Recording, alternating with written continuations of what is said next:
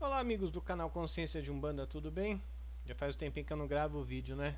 Eu sei que essa coisa de Covid atrapalhou bastante a gente aí e eu não consegui parar pra gravar, né? Então, a gente tá pra matar um leão por dia hoje em dia tá difícil, né? Eu imagino que vocês devem estar um pouquinho assim também.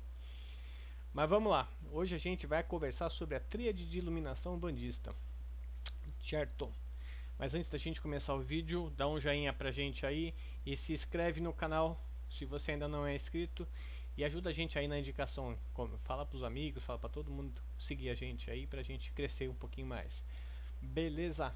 Vamos lá. O que é a tríade de iluminação bandista?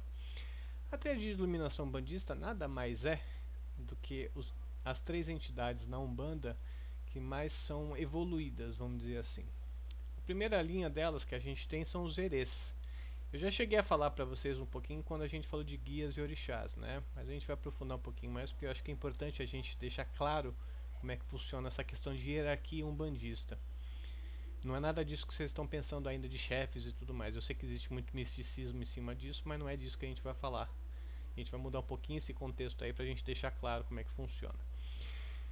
O que é a tríade? São as entidades mais evoluídas, né, da Umbanda. A primeira delas é o Herê.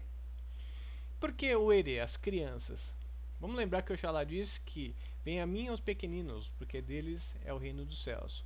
Significa que todas as crianças são puras? As desencarnadas que a gente chama de Herê, sim, né? Na verdade, elas representam o que há de mais puro dentro da humanidade, né? Significa que elas são crianças que representam a inocência, representam a vontade de crescer, a vontade de amadurecer, a vontade de evoluir, que é o que todos nós humanos deveríamos estar buscando, né? Essa vontade de crescer, de amadurecer espiritualmente. Então, na verdade, as crianças representam essa vontade. E a gente costuma dizer que esses herês eles são as entidades mais fortes da Umbanda. Não é mais forte de força, de trabalho e coisa assim. São as entidades que normalmente representam a maior pureza, são as mais próximas de Oxalá do que qualquer outra. Tá? Se é ou se não é, a forma como você encarar isso não tem problema. O importante é a gente saber que a gente tem um caminho a seguir.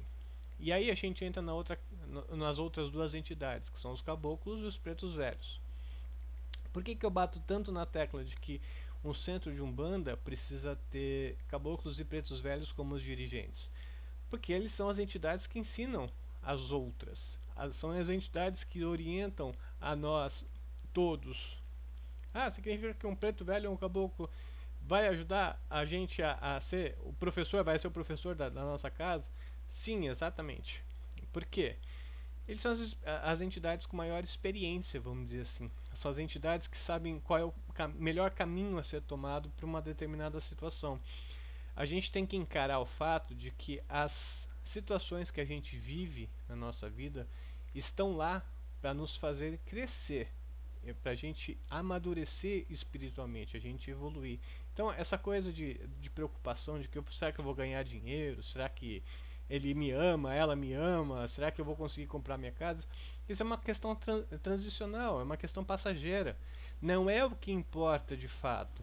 A gente tem que lembrar que o que Oxalá nos ensina é que a gente precisa fazer a caridade, que a nossa evolução espiritual está vinculada à nossa caridade, ao que a gente consegue fazer pelo outro. E quanto mais a gente faz pelo outro, maior a nossa evolução.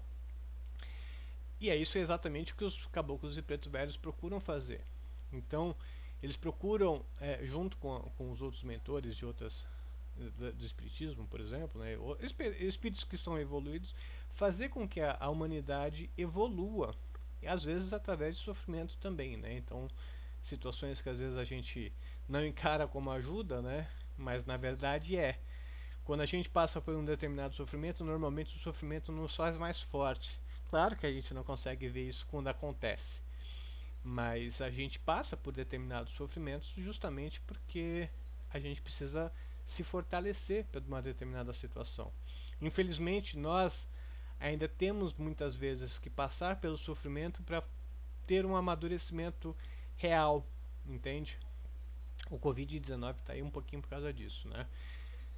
Então, os caboclos dos pretos velhos, eles ensinam a gente, ensinam as entidades, de uma forma geral, ciganos, marinheiros, boiadeiros, exus e tudo mais, né? Então eles estão lá para dentro de uma hierarquia, mas não uma hierarquia de chefe que eu mando e você obedece.